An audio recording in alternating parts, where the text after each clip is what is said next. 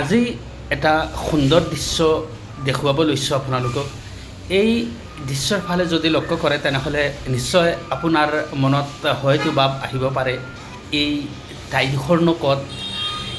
নিশ্চয় এই ঠাইডোখৰ হৈছে শ্বিলঙৰ এখন ঠাই।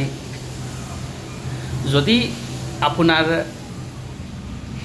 চকুত পৰিছে এনেকুৱা ঠাই, কেতিয়াবা যদি শ্বিলঙত আহিছিল, অহাৰ পিছত যদি এই ঠাইডোখৰ দেখিছিল ক'ৰবাত, তেনেহ'লে নিশ্চয় কমেণ্ট বক্সত লিখিবলৈ নাপাহৰিব। কাৰণ মই বৰ্তমানে শ্বিলঙৰ পৰা এটা আপডেট দিছোঁ আপোনালোকক। মই যেতিয়া দেখিছোঁ, ভাবিছোঁ নিশ্চয় আপোনালোকৰ লগতো মই এই দৃশ্যখিনি শ্বেয়াৰ কৰোঁ। সেইকাৰণে আপোনালোকৰ লগত মই এই দৃশ্যটো শ্বেয়াৰ কৰিছোঁ। কাৰণ এই গৰমৰ ভাগত যদি আপুনি শ্বিলঙলৈ আহে, নিশ্চয় বহুত ধুনীয়া এটা বতাহ পাব শ্বিলঙৰ। কাৰণ আমালোকৰ ফালে, অসমৰ ফালে বহুত গৰম, আৰু শ্বিলঙত বৰ্তমানে বহুত সুন্দৰ